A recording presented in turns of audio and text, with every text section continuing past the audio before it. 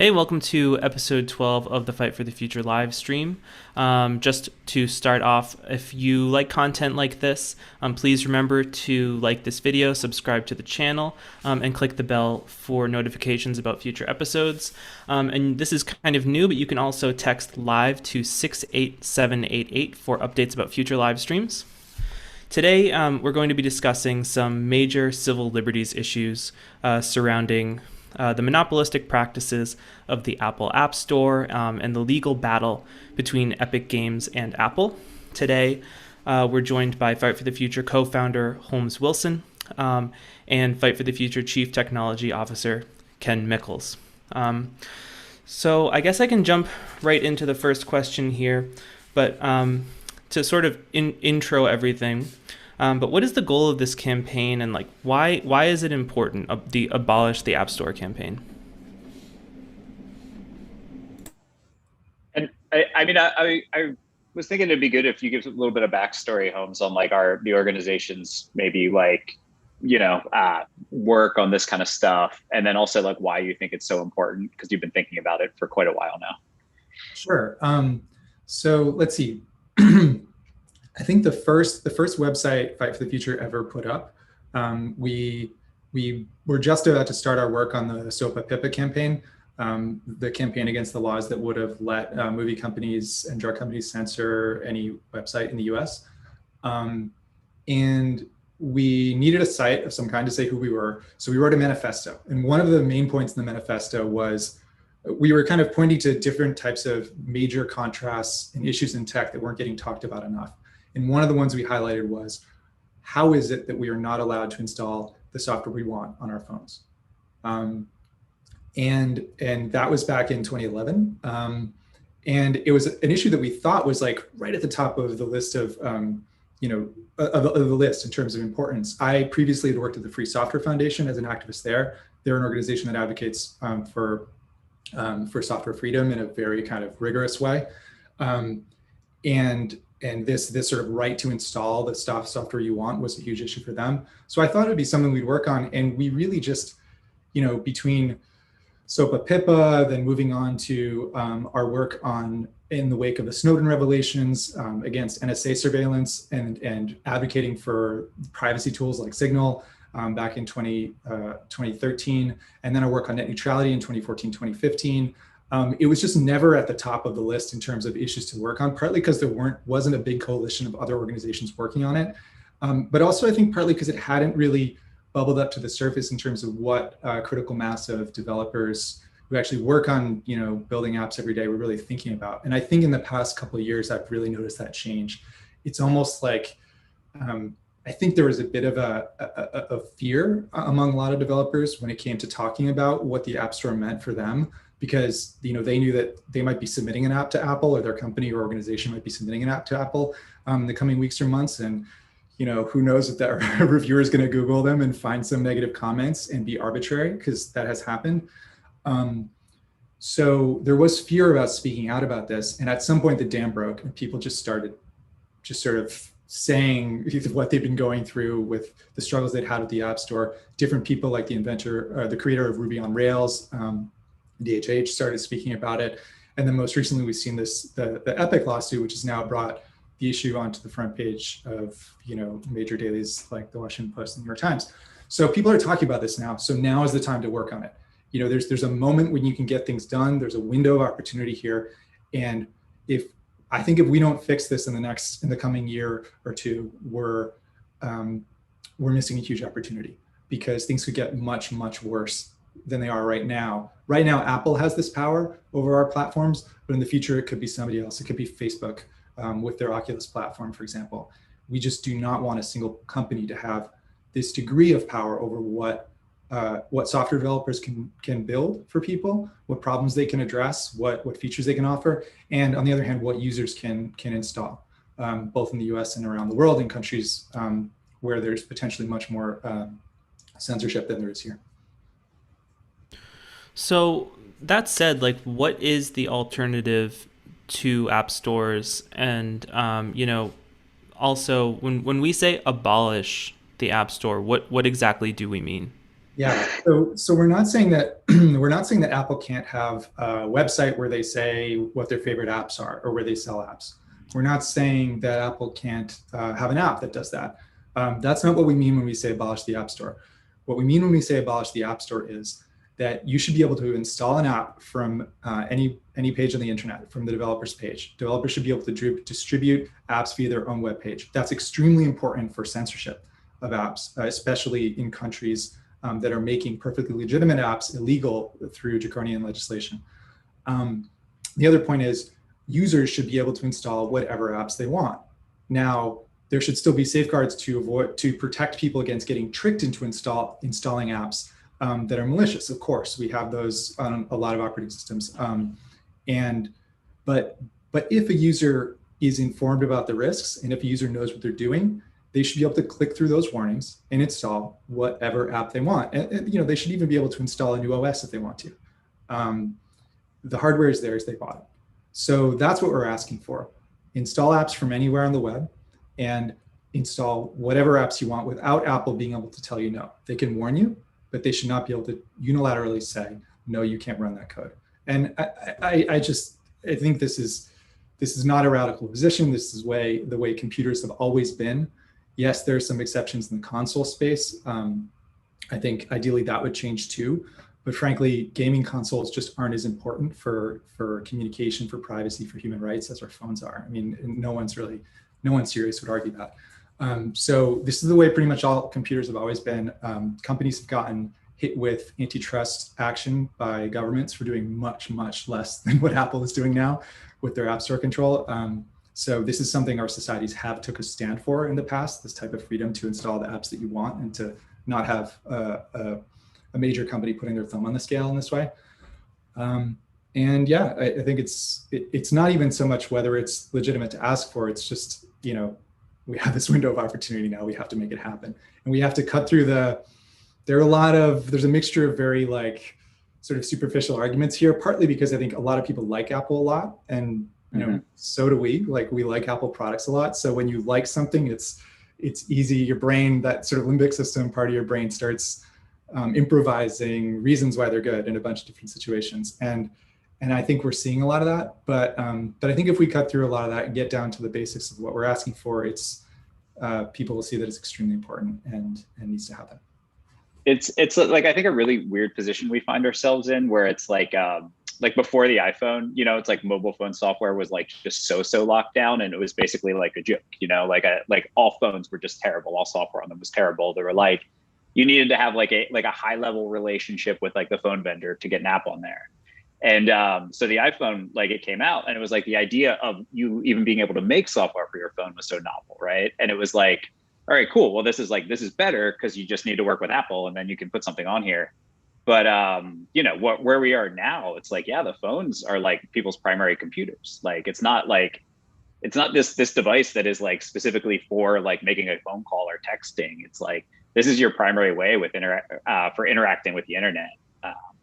And we've had Microsoft in 2002 have been all right, no more third-party apps, now now it's just things that we approve, everybody would have freaked out, but including Apple, right? Including Apple, yeah, totally, yeah. Apple went to the front lines. Yeah, but we just backed into this situation where it's now that this is how phones work. It's there has to be the company who makes the phone who decides what software you can install on the phone. And if you want to blame somebody for this, and because I think there's a thing here where people look for who to blame and are well, it's not Apple's fault or something. I actually, in a historical context, I totally agree with that. It's not Apple's fault. Apple, it's the carrier's fault. This all starts with the carriers. And if you go back a bit before that with the regulations or the lack of antitrust protection that gave us such dominant carriers. We're back in the pre-iPhone era. There was a whitelist of what phones you could bring onto many carriers, and in order to get on that whitelist, they had to approve all your software.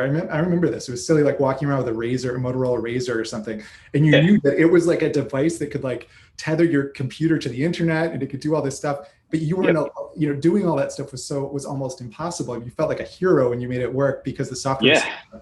But so I think it starts there. And Steve Jobs used to joke about the carriers, or they would call them orifices. We don't work through orifices.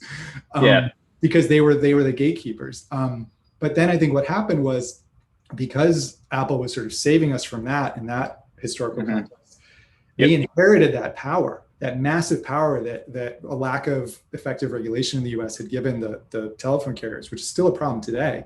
They inherited a piece of that power, took it away from the carriers, and then started using it in a way that was less disruptive, certainly, because they did let most people deploy most apps to the App Store, but in a way that still held on to that extremely draconian power that the carriers had and preserved it, and then put it to use for a few purposes, one of which now is just money. I mean, they use that power that they inherited from the carriers in order to tax an entire ecosystem. So, there are exceptions to this, but for many developers, the relationship with Apple is, they're a kind of a bureaucracy that you have to work through in a way that's very, very inefficient and wasteful, and they're also a tax. But it gets worse than that, as we'll talk about more, I'm sure. So, it's pretty clear Apple, at least in a public sense, feels like, installing unverified apps, or at least they say installing unverified apps on iPhone is dangerous. It'll give you viruses and things like that. So if that's the case, why are people able to install unverified applications on their MacBook, on their iMac, things like that? I think, first of all, they're right. It is dangerous. You should never run code from an entity that you don't trust on your computer.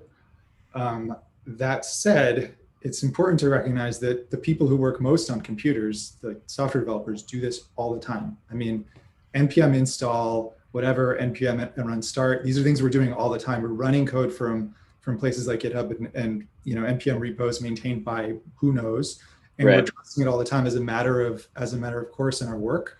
For folks who aren't engineers, the best way I can describe this is like, the key thing with the internet that mattered about the internet and that made it really different than, the phone carrier system that we were talking about, the pre-smartphone phone era that we were talking about, where software had to be approved by the big phone companies, or other media like television or newspapers, is that it's permissionless. You get to kind of,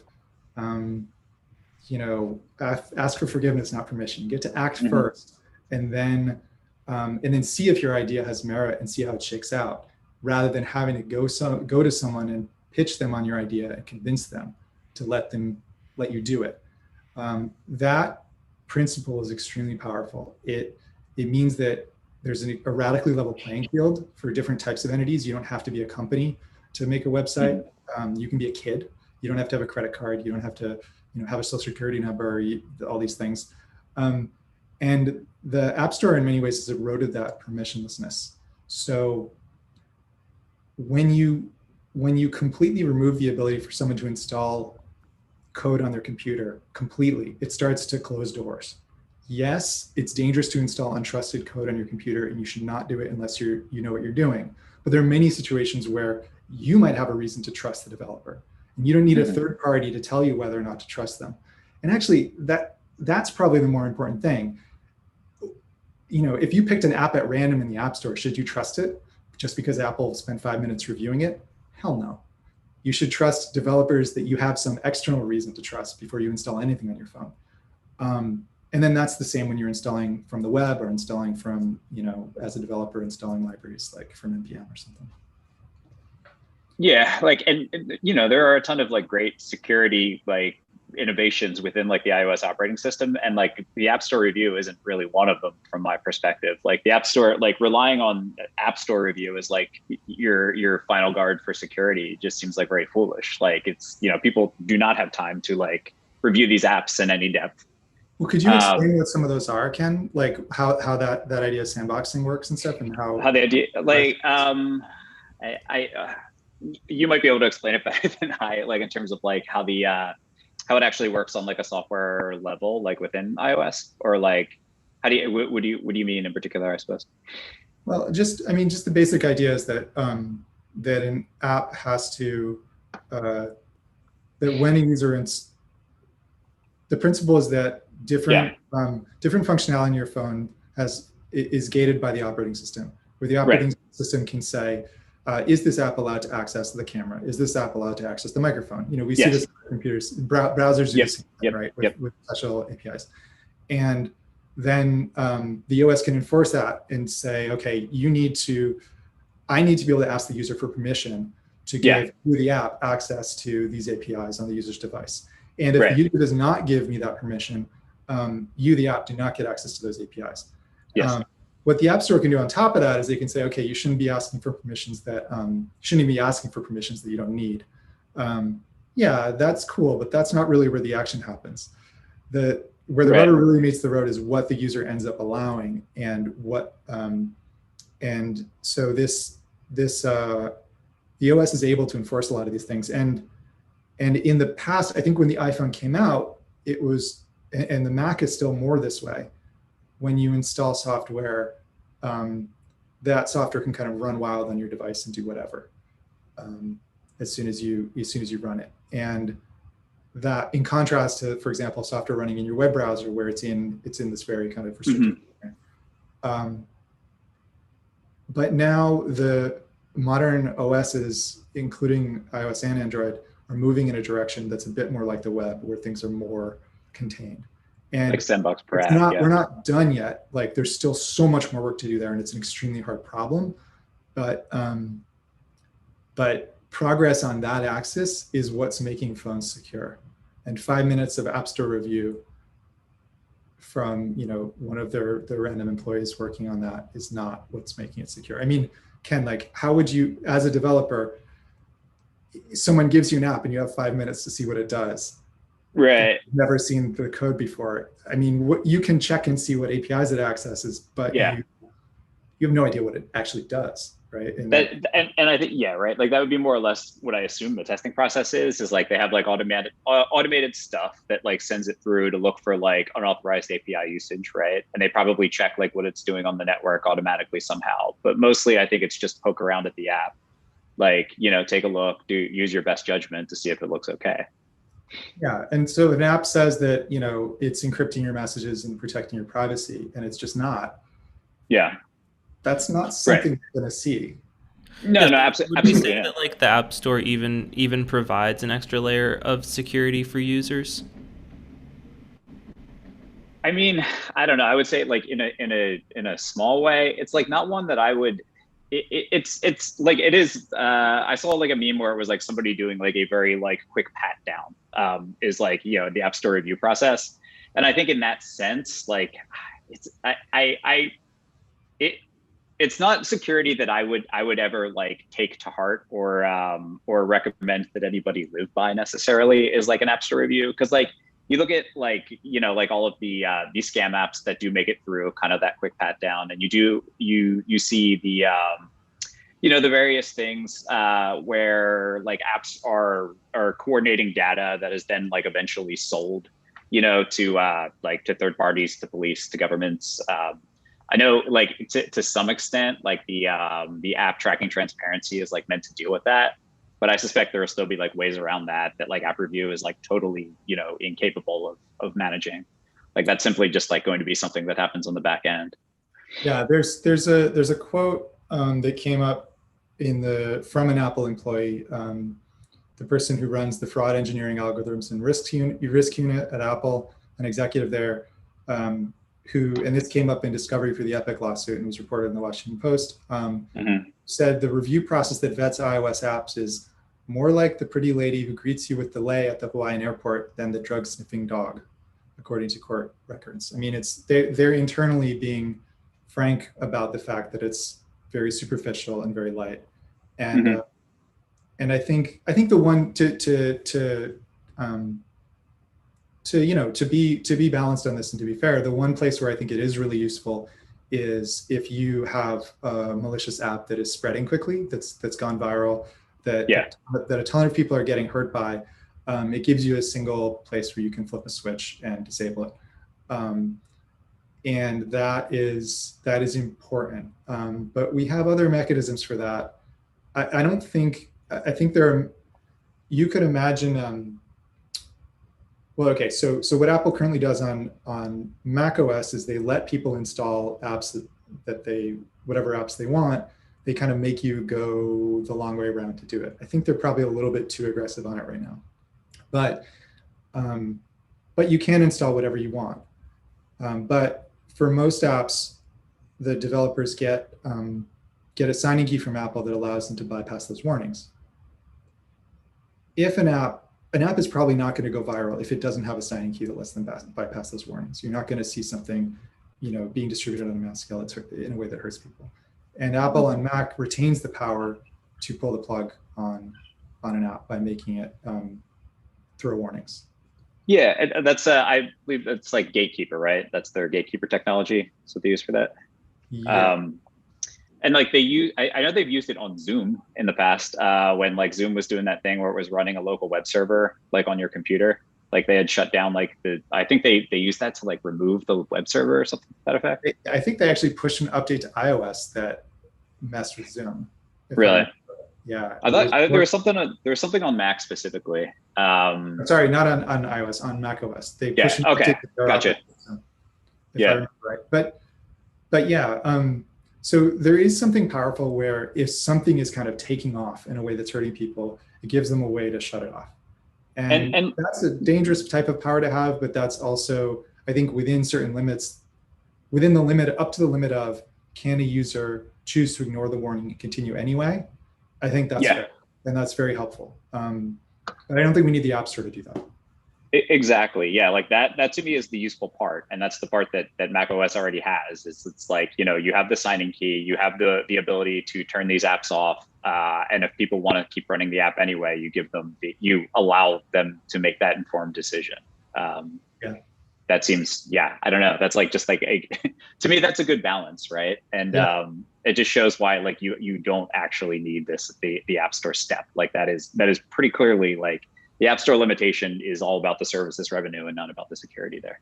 Yeah, browsers do this too, where browsers are not trying to censor what sites you can go to. Browsers weren't trying to shut off Parler or WikiLeaks or anything like that.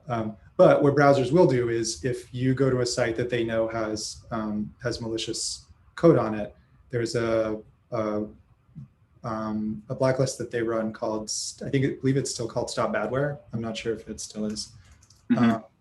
But yeah, they run a blacklist that most of the major browsers participate in, that checks in a privacy preserving way to see if a site is on that list before you visit it. And then it just shows a really, really aggressive warning before the user gets to that page. And that's effective at stopping viral but harmful attacks, or a large class of viral but harmful attacks on the web. I'd also just, one more thing is that what macOS is doing now isn't totally great, because they are, I think, for Mac developers, violating permissionlessness.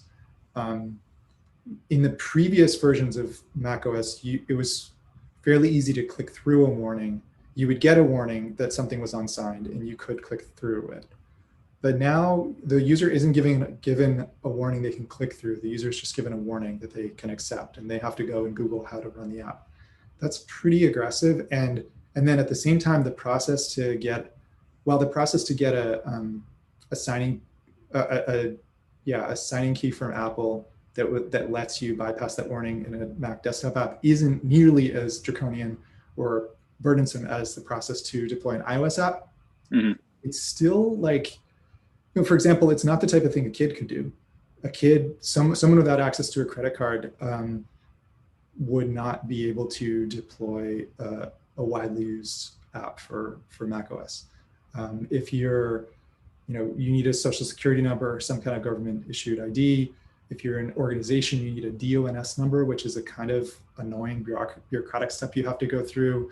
There's a lot you have to go through just to publish publish an app that others can use. And I don't think that really serves users. Again, it does serve users for Apple to be able to block malicious stuff, but I don't think it serves users for Apple to encumber developers who could be kids, who could be nonprofit organizations, or could be loan developers doing something really important and valuable, but in their spare time, with a burdensome process that's going to take hours. Or when we went through the process for the peer-to-peer private messaging app that I'm making, the business credit card that we have from Chase was just failing.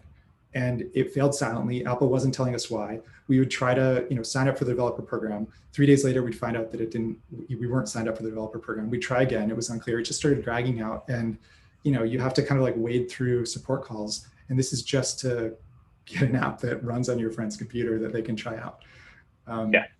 It's not great.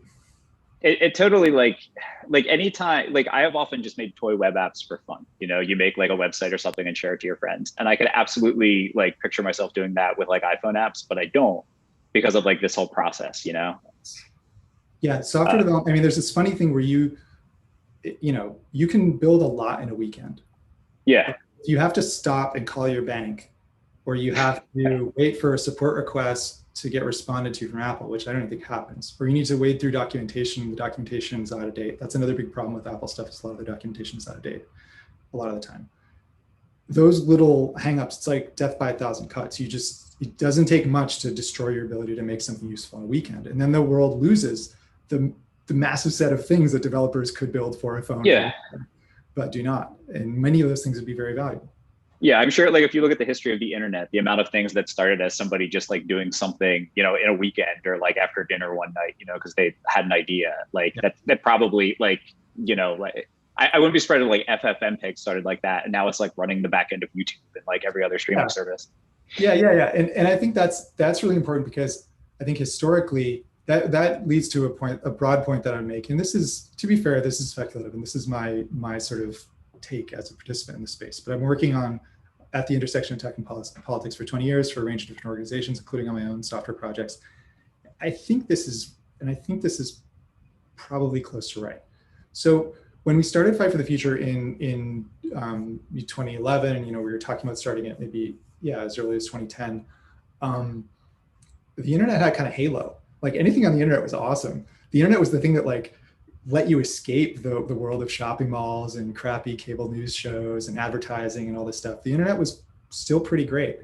Somewhere around 2015, 2016, everyone thinks the internet sucks. Like the internet is now like the worst place in the world. Like I was literally at like a punk show at the house I used to live at, and someone said, "Hey, this song's about the internet," and the crowd booed. I was like, "Oh no, that hurt."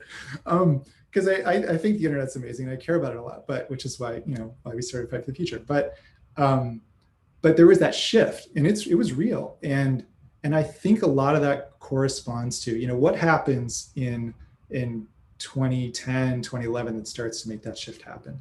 And you see the iPhone coming out in 2007. You see the iPhone being something that many people are growing up with by 2009, 2010. And the mobile app ecosystem really sort of taking off then. And I think that's really the start where it started to go bad, because it became really hard for those weekend projects to become the things that rose to the top. And the stuff that rose to the top started to be the stuff made by big companies that were already established, companies like Facebook, companies like Google. And if you look at like the top apps in the App Store now, it's Facebook and Google. And Facebook and Google and companies that fork over huge amounts of money to Facebook and Google in order to like TikTok. Which is crazy, because TikTok makes an app that's the most viral and addictive app in the world, that's ever been seen. It's basically drugs on your phone, and they still have to hand over massive amounts of money to Facebook in order to grow on mobile. They weren't growing virally. They had to go through Facebook ads, because the ecosystem that Apple has created is one where there's all those little things that catch you. Whether you're trying to build something quickly, whether you're trying to make something that's easy to share with other people, whether you're trying to be viral, there are all these little things that catch you. And it ends up being that the only real great way to get people to install your app is to pay somebody money to ask them to. And that person ends up usually being Facebook. So while we're going over some like historical stuff, I think because this is related to like the 2009, 2010 like era. I mean, probably even earlier, like 2007 when the iPhone was new. But there are two terms that I think are really relevant to this discussion, and they're sort of like the way that Apple has been very successful in framing like using like applications from outside of the App Store. And those two terms are jailbreaking and sideloading. What is the history of those terms? What do they mean? And like, in what ways are they like perversions from like actual just like good software?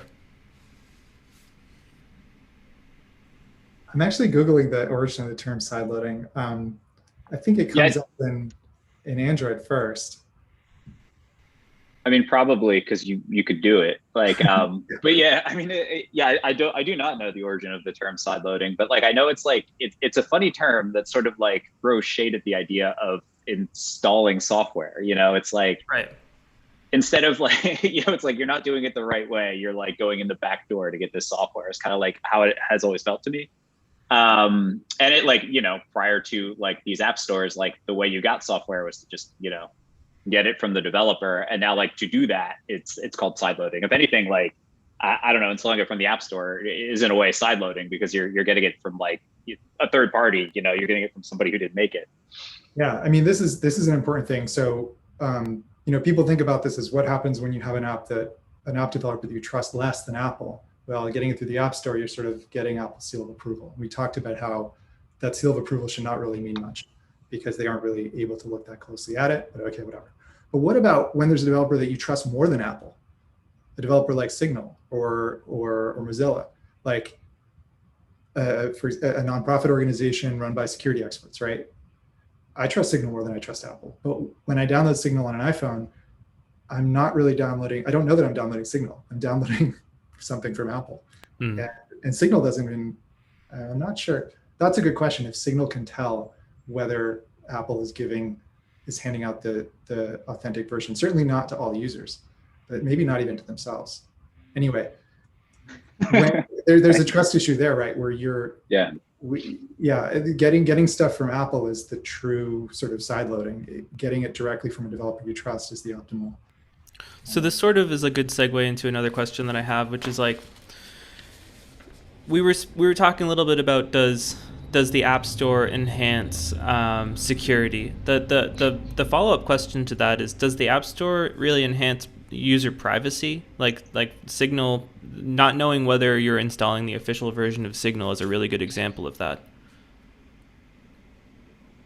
I think endpoint security is huge for privacy. So, to be fair to the systems, the value of the systems that exist now, anything that makes a significant impact on endpoint security is making a significant impact on privacy, right? And I think the role of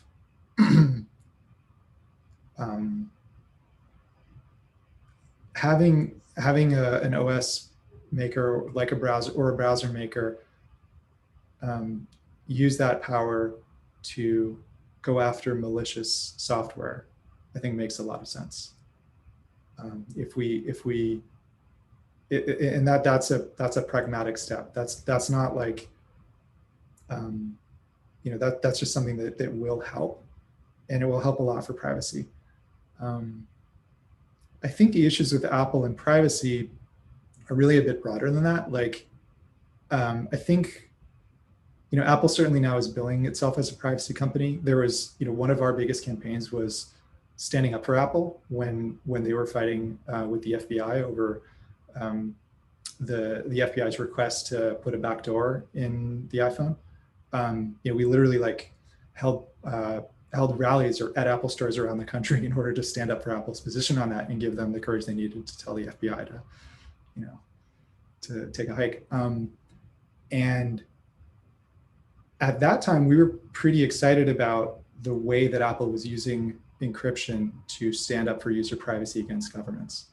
That I don't think is any longer the case. So there was coverage recently about how, in the past few years, about how during the Trump administration, Apple killed an internal project to add encryption to iCloud so that people's backed up photos and documents and messages too would be protected by the same type of encryption that protects those things on people's phones. And so that iCloud wouldn't just be a major backdoor itself or loophole for governments wanting access to people's phones. And Apple got some pushback from the US government and killed the project. I think that's a fair characterization of what happened. There's good reporting on this, and folks should look it up. But Apple bent to the US government to not do something that they're planning to do anyway, which was encrypt iCloud. The other two major issues with Apple privacy are iMessages doesn't exist for Android yet. So anyone using iMessages, anyone outside the iMessages ecosystem is just handing over their data to the government and to the phone carriers and to probably any other government in the world that wants to exploit the, SS7 vulnerabilities to, go after certain targets and read their messages around the world, right? So that's really, really bad. Basically, no one should use iMessages. Everybody should use Signal, or if your family members don't have Signal, use WhatsApp or something. Even Facebook Messenger with secret conversations turned on is better than iMessages because you can use that mode with every other user. Whereas with iMessages, half the people in the country have Android phones and you can't use encryption with them. So that's a huge thing. And that's not just Apple screwing over Android users by not making iMessages for Android. That's Apple screwing over iPhone users who use iMessages by leaking all of their message data whenever they send a green text. There's they specifically did that one, right? Like it came out that I mean, obviously that was like a strategy to like kind of keep people on in iOS, but it was like internal documents came out that they were like, yeah, this is why we're doing it. Like they started building it, I think, and then it didn't ship it for Android. Yep. That was also in this the same Weibo article that came out today that Fight for the Future's Evan Greer is quoted in. So I feel it's AQ. So AQ and Craig Federighi, two like Apple top executives, are talking about whether to build iMessages for Android. And according to the Washington Post, and these documents come from a court case, they're real. Q, who was in favor of an Android version of iMessage, was rebuffed by Federighi, who argued that an Android version would remove an obstacle to iPhone families giving their kids Android phones. So they are screwing over the privacy of their own users by leaking their data to every government in the world, whatever phone carrier they're using, definitely their own government, when they're sending a green text. And they don't really know when they're sending a message whether it's going to be a green text or not, because you can't tell just from the phone number. They're leaking that data, their own users' data, just in order to have that power to lock people into their ecosystem. And that's the bad apple, right? That's like that all of that is like trying to like it's all what people like is like the ease of use of the hardware and software, right? People like it when things work well, which like Apple has often had like a pretty good history with, right? And like what people I would imagine prefer, like if you're an iPhone user, is to be able to iMessage with anybody, regardless of what phone they're on the other side, right? But like Apple has actively made that experience worse, like for their users. And they even like they had like who knows what state of done it was, but like they had developed it for Android. They'd like started work and stopped it. Yeah, and I think the other big one is that the phone unlocking one that the big FBI fight was about. Right now, the state of the art on that is not that great. Basically, the way you should think about phone unlocking is that if your phone is off, the encryption on your phone might protect you. But if your phone is turned on and you have entered in the password once since it was last turned off, there's the protection there is very minimal. That's the state of things right now. Any iPhone in after first unlock state, they call it, is hackable very, very easily by widely available tools that police and governments use, but that criminals will probably have access to soon too. So that is, and Apple doesn't really seem to be doing anything about that, which given the fact that they stopped iCloud encryption because the government basically asked them not to do it, is kind of suspicious. So speaking of Google, what is the difference between Apple and Google app stores, or not even the Google App Store, but why is it that Android phones can sideload very easily, where iPhones obviously have trouble with that? Well, Android lets you, and Apple doesn't. Yeah. And Android does a bunch of stuff to coerce people into using the Play Store, and they do a bunch of stuff that developers don't like. And they don't make it easy necessarily to install apps from other sources, but you can, and that's really, really important. That's a really, really different ecosystem than Apple. As a result, you can install a BitTorrent app on Android. When Bitcoin was banned on iPhone, you could install a Bitcoin app on Android. There are a lot of moments where there's something that you're able to do on Android that you're not able to do on iOS. I think there's That's the biggest difference. And the way, just to sort of get into the tech of it, the way that Apple enforces that is they build their devices to only run operating systems signed by Apple, and they build the operating system to only run apps signed by Apple. And if any large US or European company tries to systematically break any of that protection by building an OS that will run on an iPhone or an app that will run on iOS without Apple's permission, they're actually violating US law that was passed in the 90s to protect the movie companies against DVD copying. Or really to give a better way of saying it is to give the movie companies who made DVDs more power over DVD buyers. So, and these laws were really controversial at the time. It was the Hacker Magazine 2600 got successfully sued by the movie companies just for printing 10 lines of code that told you how to, that would, if you type them into your computer, decrypt a DVD. They, even as journalists, were not allowed to make that public. The law is extremely strict about distributing or working on any tools that break anything used for copyright protection. And there's been a history of companies using this law in a bunch of really sketchy ways. Like, I believe it was HP, a printer company was using it to make it so that you could only buy printer cartridges from them, so they could charge more for printer cartridges with like a razors and razor blades business model. I think a tire company started doing it for a bit before they got sued and weren't able to anymore. There are similar fights happening with cars, diagnostic equipment for cars. Car companies want only their dealers to be able to work on cars because then the dealers can charge more. And there's fights about that. In my own state of Massachusetts, we actually had a ballot initiative where we passed laws banning that practice and made it so that car companies are required to give their customers access to diagnostic tools that they can use to fix their own cars, or that mechanics can use to fix cars. And so Apple's using this law passed in the 90s that ostensibly at the time was about, protecting musicians or something like that, even though it was kind of garbage. But they're using this law for something that it wasn't even intended for in the first place, in order to enforce control over this line from hardware to OS to apps that can be installed to App Store. So just to change gears a little bit, can you give like an overview of the situation with Epic versus Apple and sort of how it relates to the whole App Store situation? Ken, you should do this one. Sure thing. Yeah. So the Epic lawsuit is my understanding anyway, like largely about the ability to have like payment methods like outside of the of the App Store, right? And I think like in our notes, like I had linked this Verge article that's like the 3 questions that will decide Epic versus Apple, right? Because like they both, like at this point, the lawsuit starts on Monday, or I'm not sure what point in the lawsuit it is and like how you necessarily reference that, like, but the deliberations, I suppose, start on Monday. And yeah, they both Epic and Apple have released documents that like more or less lay out like what they're going to do. It's like who's going to testify and what they're going to talk about. You can kind of see the strategy.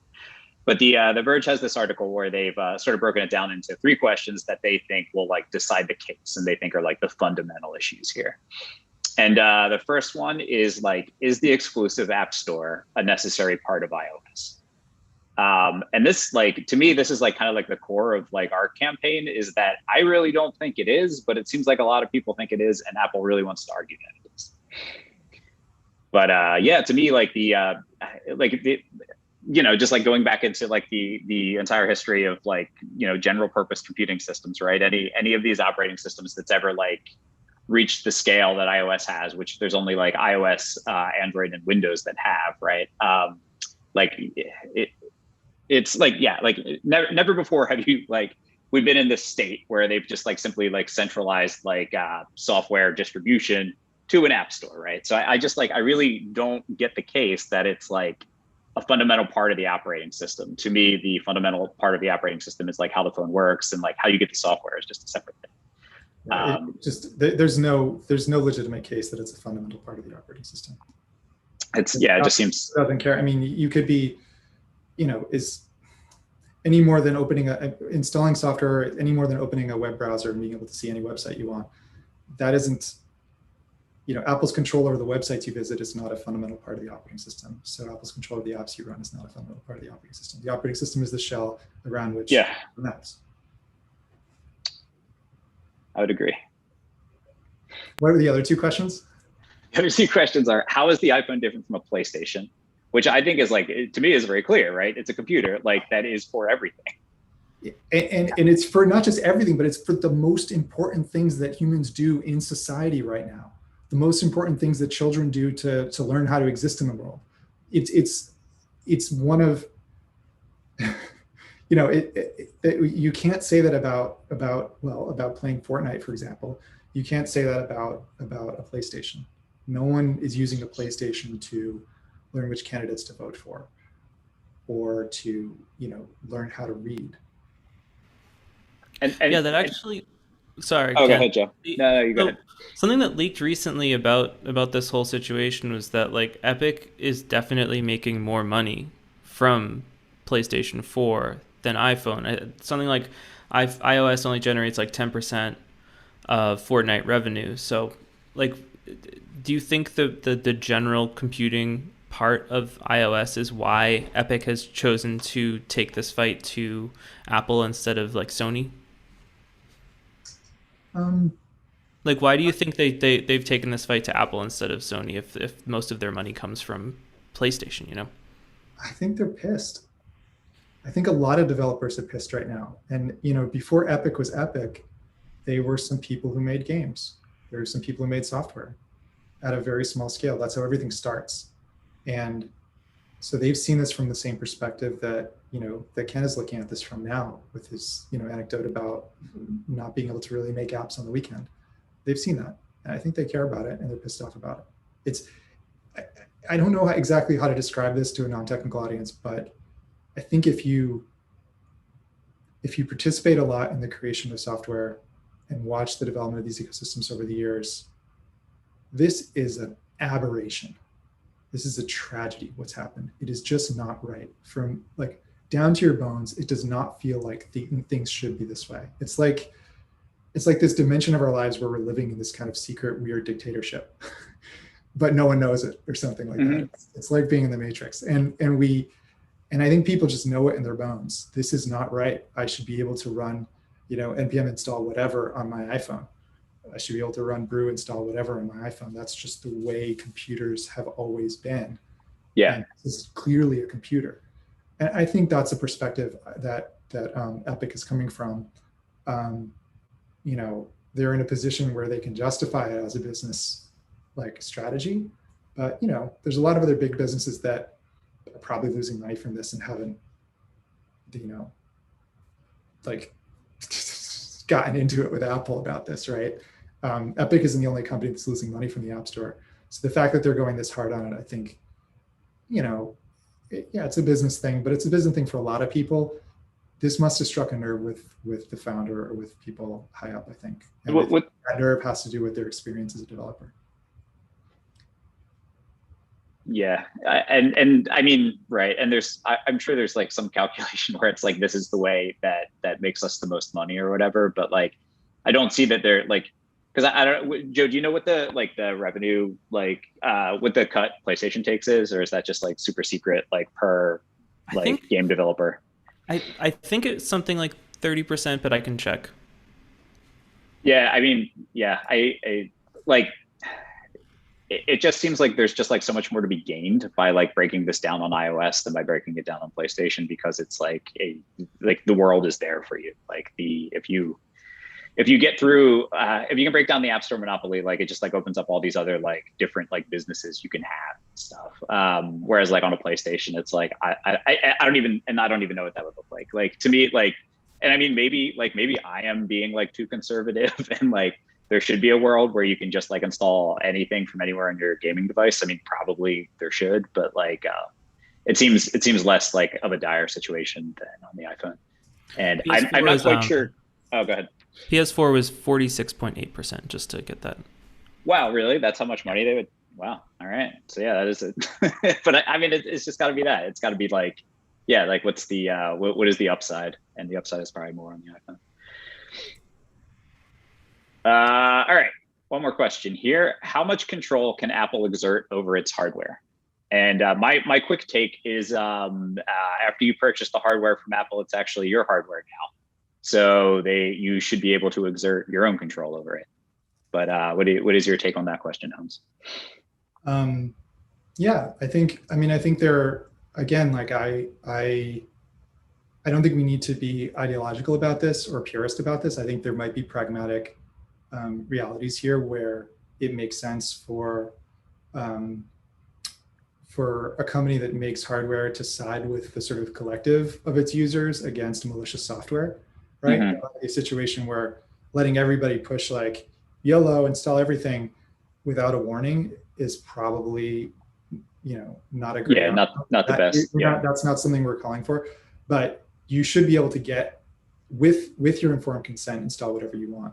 And so, yeah, so like a restriction at that level of showing a warning or something, that seems great. And this gets into subtle other things. There are other questions like, should you be able to have a different browser engine on iOS? Should you be able to have a different SMS app on iOS?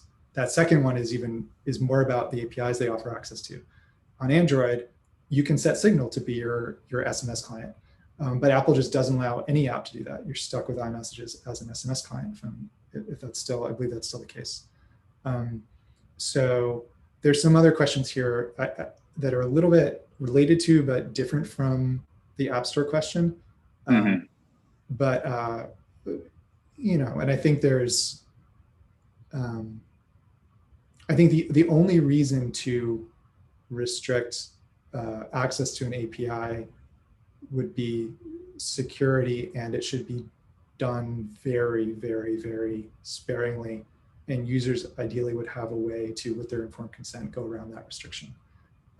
It's all about, is the company on the same side as users are? If a company is doing something in earnest to protect users, and there isn't a better way to give users freedom, like, sure, but that's not the case here. We're not even close to that. The App Store prohibition on installing apps does not protect users because they review the apps, in minutes, which is not enough time to see what an app does. And the App Store protections restrict users' freedom in such a colossal way that goes beyond what's necessary to protect them. I think we also received a question about whether we're receiving financial backing from Epic. And that's a really good question that you should totally ask to organizations. The answer is that we're not receiving financial backing from Epic. You can see the donors we receive money from on our website. And I think we are getting a grant to work on this campaign. So you should look up, where we're getting that grant from and everything like that. But that's a super important question. And yeah, the answer is no. Yeah. We get like, that's like a ton of the feedback is like, are you working for Microsoft? Are you working for like Epic or Facebook or whatever? And it's like, no, I don't personally like any of those companies. Our Fight for the Future's general rule is that we do accept donations from companies, but we don't accept donations from companies with significant market power. That's our standard. So if we get donations from VPN companies. We get donations from other privacy tools. We get donations from some industry associations, like the consumer electronics industry has given us donations because we're on the same side as them on a bunch of issues having to do with like copyright and what people can do with like copyrighted content on devices. We generally in our work, we look for allies that share our values on issues, and we build coalitions of those allies. And those allies might change from issue to issue. Someone who's our ally on one issue might be our opponent on another issue. That has happened before. For example, with copyright, going from copyright to net neutrality. But we'll look for those alliances in terms of people we work with. But yeah, when it comes to donations, we have a ceiling where if a company is one of the massive tech companies and has a huge amount of market power, we draw a line. So I have just one last question here while we have a few minutes left that I had meant to ask earlier. So it's sort of more related to the App Store stuff, not the Epic stuff. But what happened with there was a Hong Kong protester app that was in the App Store that got pulled. What happened with that? And in what ways can the App Store be used for political censorship? Could it be applied here in the United States? And, is this issue, like the App Store censorship issue, a human rights issue? It definitely is. The part of, this I think is mostly collateral damage. I'm not going to go out and say, it's certainly not fair to say, and I would argue against anyone who said that Apple is doing the App Store so they can screw over activists and freedom fighters or people who want to read a free newspaper in countries that censor that. That is not why Apple has the App Store, but it's a clear collateral effect of the App Store, and Apple does bear responsibility for that decision. So what happens is the internet is pretty hard to block. China has invested massive amounts of money in an enormous apparatus, institutional and technical apparatus, to effectively block the internet in China. Most countries have not undertaken that level of effort or wouldn't have the resources to. In many countries, there are many countries where accessing the internet is as simple as installing a VPN or setting your DNS to 8888, or like it's just doing something to, the block is superficial. It still has an effect and still very bad, and definitely prevents a lot of people who might not know about those tricks from getting access to the internet. But there are countries where almost, I believe majorities of people run VPN apps on their phone. Now, the problem with the App Store is, because it's a single choke point that determines whether you can install software on your phone run by one company. And because Apple, like any company, is going to comply with the local laws in a jurisdiction they operate in. Certainly if they have employees or staff or stores, they have to, otherwise those people will go to jail. Now, or factories for that matter, as in the case of China, they have to comply with local laws. So if a government says, okay, we're really bad at the internet and everyone's using a VPN, but we really don't want any of these VPN apps to exist in the App Store, all they have to do is send an email to Apple, and now everything's blocked. So on the web, those users would have a bunch of different ways. And on desktop and on Android, those users and those countries would have a bunch of different ways to get to the internet. Not in China, because there's a massive censorship apparatus, but in countries without that level of investment, which is a lot of countries, users have a lot of ways to get access to news, to political discussion, to get out of their censorship zone. But iPhone users and iPad users, and maybe someday Mac users, or Apple AR, VR goggles users, whatever the next platform is, in those countries do not, because Apple is the choke point. All the country has to do is send Apple an email, and the New York Times is gone. The VPN is gone. And there's nothing at a hardware level those users can do about it, other than taking extraordinary measures to get around Apple's protections. So cool. It's huge. It's a terror. It's like a tragedy, the amount of collateral damage that's causing. And they definitely bear responsibility for it. They know that it's happening. They get the takedown requests from China. They get the takedown requests from a large set of countries, I'm sure. And they know it's a big deal. And they're just holding their noses and doing it anyway, which no American company should be doing. Least of all, but Apple's putting themselves in a position where, by complying with these local laws, they're doing much, much more damage than any other company could do, because they put themselves in a position where they have total veto power of what software gets run on a device, on a general purpose device that's widely used. Right. There needs to be an escape hatch. There needs to be a way to get software onto that phone without, if all official ways of doing that have failed. And all they have to do is let you install software from the web. If they let people install software, whatever software they want from the web, with appropriate warnings, this problem goes away. The authoritarian regimes can tell Apple, block this, Apple can block it.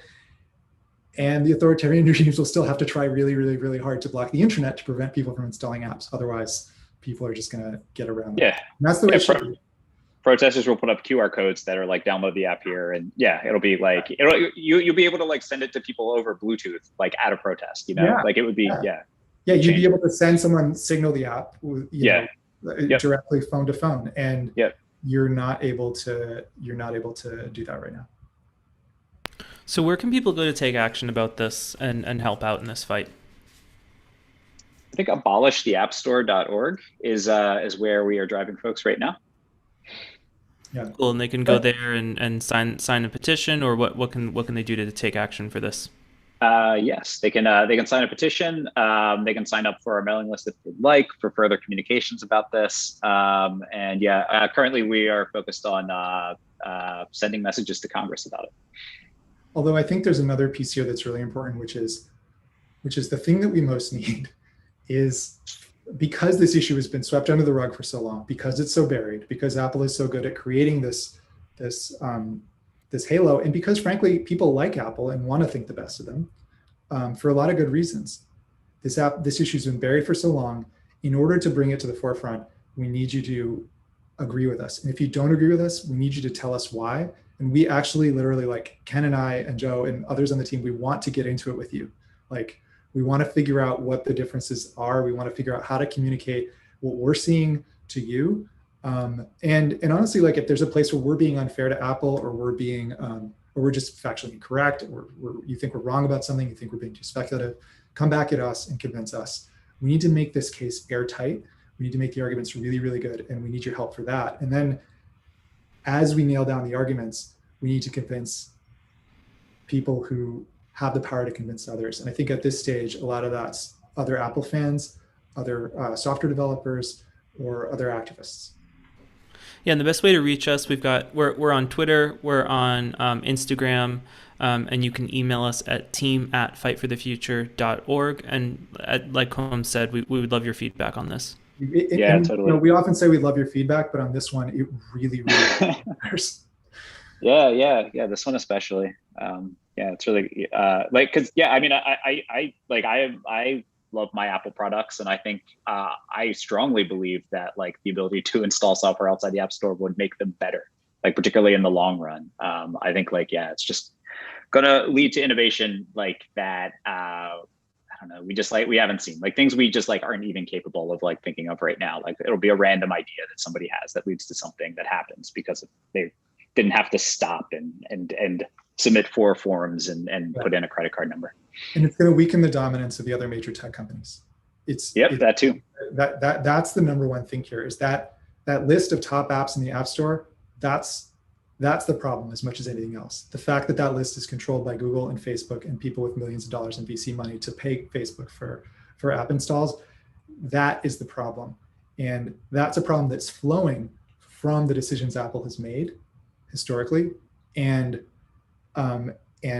we think that if we restore this permissionlessness, where a developer in a weekend can make an app and publish it, and where Apple can't shut down, isn't able to shut down BitTorrent or the new cryptocurrency app, or I'm building a peer-to-peer messaging app. I don't know if Apple will shut me down someday because of something that somebody used my app for, or something someone said in my app that I had no control over, because the way I'm making the app is a commitment to freedom of speech and freedom of expression and privacy.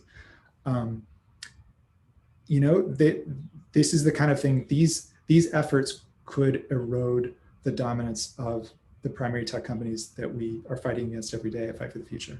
But in order to do that, we need to end App Store control. Cool. Well, thank you guys for joining and having this really awesome conversation today. I think it went really well. If you like this content, please remember to do 3 things, at least on YouTube. Like the video, which, by the way, I see 18 likes and 33 viewers. So if you're watching and you like this, please like it. Subscribe to the channel and click the bell for notifications about future episodes. And we also, if you for some reason want to sidestep the YouTube algorithm or you don't have a YouTube account, you can text live to 68788 and we will text you in the future when we go live. Again, you can reach out to us on Twitter, on Instagram, and you can email us at team@fightforthefuture.org. And we really seriously do want your feedback on this. So please reach out and let us know what you think about the campaign. That's all we have for this week. We started a little early today at noon, but usually we are live streaming on Fridays at 1 p.m. So you can catch us here next week. And thank you everybody for joining. And yeah, we will see you next time. Bye. Thanks, everybody. Bye, everybody. Thanks. All right, we're off the air.